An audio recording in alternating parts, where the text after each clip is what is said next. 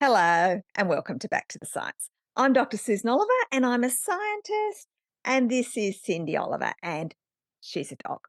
Now, a few weeks ago, I made a video that covered a number of studies that all showed that people who are unvaccinated have much higher rates of mortality than those who are vaccinated, which is, of course, exactly what you would expect because vaccines not only reduce your risk of dying from COVID, they also reduce your risk of dying from post COVID sequelae.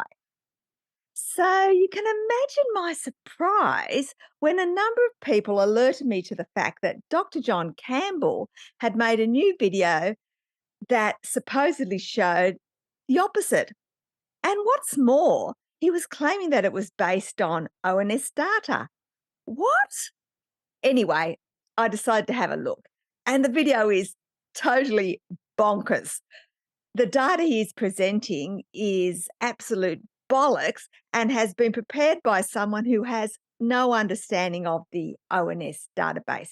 So, in this video, we'll be going back to the science and presenting three reasons we know the data being presented by John is bollocks. But first, let's have a look at what John is claiming. This one is for the whole population of England. Annus Horribilis is a horrible year. This is June 2022 to May 2023. Now, we've got deaths from all causes in England. So 490,000 people actually died in England. And if no one had been vaccinated, then it should have been 334 based on this data. Now, what the author has done here is he's taken the death rate in people that weren't vaccinated and said, well, if this accurately represents the whole population, which it probably does because there's a million or two in each cohort, in each age group, the death rate in the people that are unvaccinated, if that applied to the whole population, what would the difference be? So the death rates in the unvaccinated were taken as the normal, and then we're comparing the deaths in the vaccinated and the whole population in comparison. It's really quite a clever way to look at this. So here we see the red is the actual deaths, and if the death rate in the whole population was the same as the death rate in the unvaccinated population, we would have got the green figure. And I'm afraid the difference there is, these are the different age groups. We'll be looking at those separately, but the difference there is 155,803 people between June 2022 and May 2023. This is a huge difference. And remember, this is based on the idea that we're taking the death rate in the unvaccinated and comparing that to the death rate in the vaccinated. Right. So, according to John, there are about 155,000 excess deaths in the vaccinated compared with what there should be based on an extrapolation of deaths in the unvaccinated. Now, if you've been following this channel for a while, you will know that there have been a number of times in the past when John has presented data that is obviously wrong. Well, we now have another example. Mortality data for England is available from the Office of National Statistics, or the ONS, and you can download the spreadsheets from this page here. And this spreadsheet here covers the mortality data from June 2022 to May 2023, which John claims he is showing. This column shows the deaths for each month in England, and this column shows the excess deaths compared with the 5-year average. If we add each column up for the relevant months, we get 559,827 total deaths and 49,103 excess deaths compared with the 5-year average. But according to John, the numbers should be 490,475 total deaths and at least 155,803 excess deaths. His numbers are ridiculously wrong. He thinks excess deaths are over 3 times higher than what they actually are. So that's the first reason we know that the data John is presenting in his video is bollocks. It's wildly inconsistent with the actual death and excess death data. Now, for the next reason. Something strange is going on here. Really, government needs to work this out as a matter of urgency. I agree with John. There is something very strange with his data. Basically, it's wrong. Luckily for us, the ONS has already calculated the real vaccinated versus unvaccinated mortality rates. And the information can be downloaded from this rather apt named website called Deaths by Vaccination Status. If you download the data and go to Table 1, you will see that it contains age standardised mortality rates by vaccination status, and that they have combined the data for everyone who has had any vaccines into an ever vaccinated group. And you become part of this group the moment you have your first vaccine. So, what I've done is I've plotted this data, and you can see it in this figure. The pink lines are the vaccinated, and the blue lines are the unvaccinated. And one more time, you are considered vaccinated from the day you get your first dose. As you can see, mortality rates are consistently lower in the vaccinated compared with the unvaccinated across all time periods. And this includes the months from June 2022 until May 2023 that John claimed his graph showed. Now, John also presented the data by age group in his video and claimed that there was excess mortality in every age group. Unsurprisingly, this claim is also wrong. The data from the ONS clearly shows increased mortality in the unvaccinated group for each age group. I was planning on plotting all the data to show you this, but then, as luck would have it, I saw a thread on the platform formerly known as Twitter from Tyler Black MD, who has already done that. So I decided to save some time and use his charts instead, even though he hasn't used a pretty pink for the vaccinated. And I will provide a link to his excellent thread, which clearly shows that vaccines save lives in the video's description. So you can read it for yourself. So these charts show all-cause mortality over time by age group and vaccination status. And there is also one for age over 90, but I couldn't fit it on the slide. However, I will show it on the next slide, along with a summary of the all-cause mortality benefit from being vaccinated by age group. The blue lines are the vaccinated, the red lines are the unvaccinated, and the shaded vertical lines are the 95% confidence intervals. What these charts show is that for every age group, there is a mortality benefit from being vaccinated. Now, you may have noticed that for the 18 to 39-year-old age group, mortality is higher in the first 3 months in the vaccinated group, and that is also higher in the first month in the 40 to 49-year-old age group. So, what's going on here? Basically, in the early stages of the vaccine rollout, the only people in the younger age groups who were eligible for vaccination were those with significant comorbidities. And these people have higher mortality rates than others in the same age group.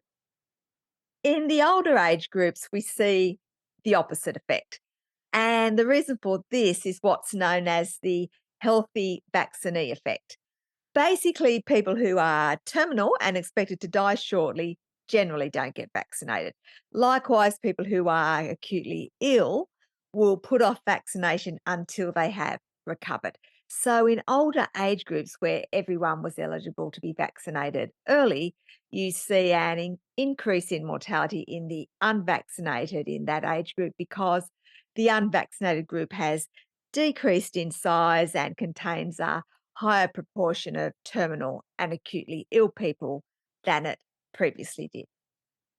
In addition to producing all the charts, Dr. Black also calculated the percent decrease in mortality for each age group as a result of being vaccinated. And as you can see, no matter what age group, there is a decrease in all-cause mortality with vaccination. Unsurprisingly, this decrease is also seen for all age groups when we look at COVID mortality, where the decreases are even greater. We also see a decrease for all age groups for non-COVID mortality, which is consistent with a number of studies that show that COVID vaccination reduces post-COVID sequelae.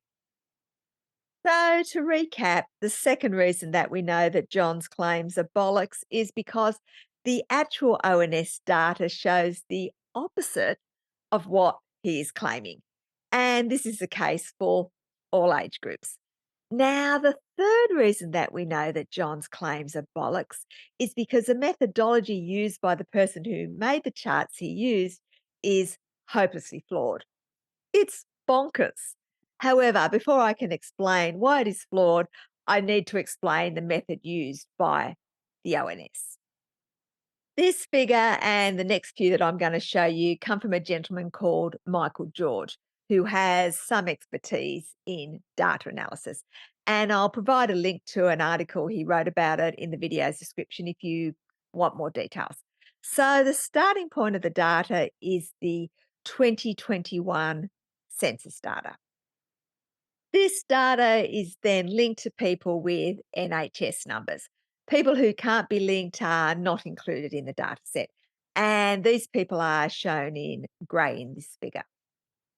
These records are then linked to the National Immunisation Management System, or NIMS, which gives us three groups: vaccinated, unvaccinated, and unlinked.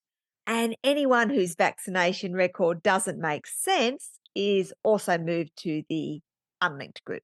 For instance, if they were recorded as having 2 first doses. Now, the makeup of the groups will change over time as a lot of people will move from the unvaccinated group to the vaccinated group. And because of this, the denominator for each group is person years as opposed to people. And person years is the number of people in the group times the number of years that they are in the group. For example, 10 people in the group for 6 months would be 5 person years. 10 people for 2 years would be 20 person years. Obviously, in the ONS data set, the calculation will be much more complicated because everyone is in different groups for different periods of time. The population is then linked to death registrations via NHS numbers. Now, importantly here, if anyone dies from the unlinked group, they are not included in the data set. They only include deaths where the vaccination status is definitely known. Now, obviously, this method means that the data set is a subset of the total population, but it does include about 91.6% of the population on the day of the census, which is pretty good. And importantly, the vaccination status of everyone in the database is known. So that's how the ONS does it. How did John Source do it? I'll let him explain. So this is the nobody who knows everybody. Now, I'm going to call him the nobody because I haven't got his permission to release his name at this stage, but I have had several long conversations with him. He's been very patient in trying to explain this to me. But all the primary sources are in the publication. Again, as we've said, peer-reviewed literature, not really interested in this sort of material. There's the link there. Now, what is done, it's clever, is combine two official data sets. These are completely official from the UK government. The sets of data from the same timelines and the same population, so it is valid to compare them. The first data set is all-cause death by vaccine status separated into age groups, and that information is there from the Office for National Statistics. It comes from here, death by vaccination status in England. That information is there. Now, it's on huge spreadsheets. It's not readily available to the public, but it is there. This is links to downloads for the government reports. So you can, if you click on these, I'll put them in the description. This will download the reports directly. And I've also put in the web addresses to these reports, so official government data. And the second thing he's compared it to is vaccine update data, again separated into age group. And the trouble is, in the past, no one's joined these dots, but now they have been nicely joined. Now, the data's complicated. This is just a clip from one of the spreadsheets here. We've got huge amounts of data, but these are the links to the ONS spreadsheets. You can download them. All the information is there. They are complicated. This is the sort of format it's in, so it needs someone with quite a lot of statistical Excel skills to be able to do that, but that's what the nobody has done and has produced these graphics. So, what this guy that John thinks is really clever has done is he has completely ignored the readily available data from the ONS that shows mortality rates by vaccination status and instead decided to create his own. And he appears to have put rather a lot of effort into it. Alas, putting a lot of effort into something isn't particularly useful if you are using a fundamentally flawed technique. And he is. So, the way this nobody guy has created his own rates by vaccination status is that he has taken the absolute number of deaths by vaccination status that he has got from the ONS dataset and then divided them by numbers which he thinks represent the number of people who are vaccinated or unvaccinated. And he thinks he has found those numbers in one of the reports on this page. This methodology is flawed for three reasons. Firstly, as I have previously mentioned, the number of people in the vaccinated and unvaccinated groups is constantly changing. So it's impossible that one number will represent either group. Secondly, as I also previously mentioned, the ONS database doesn't cover all deaths, only those of people in the 91.6% where they could match census records with NIMS records.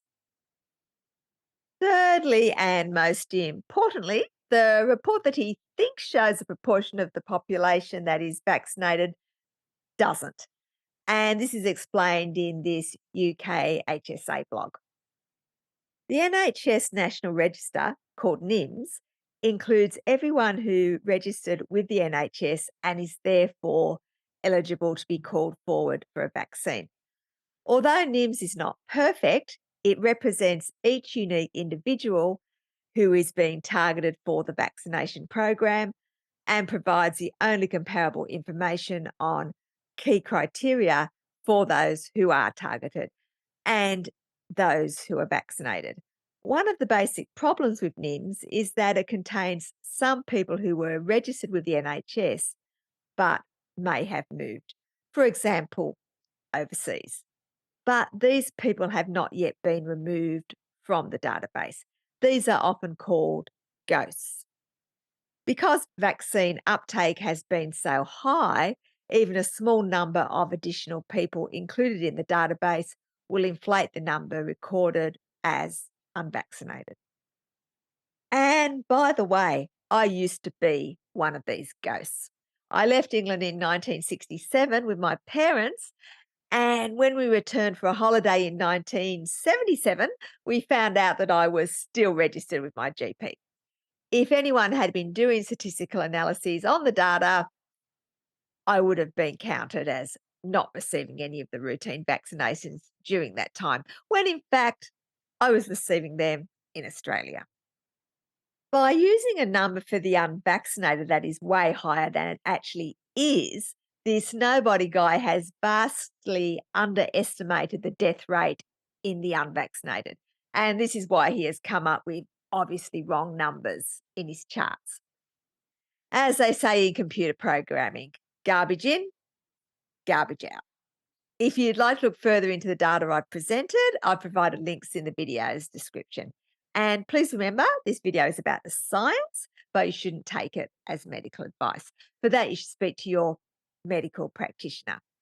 If you've got this far, thank you for listening. And if you've liked, shared, or commented on the video, double thank you, because that helps the algorithm and means that more people will see the video. And of course, thank you to everyone who has bought me a coffee or little sleepy Cindy here a treat. She is a bit exhausted. It's about 35 degrees or something at the moment here, and I'm talking Celsius, not Fahrenheit. So that's why she's a bit tired.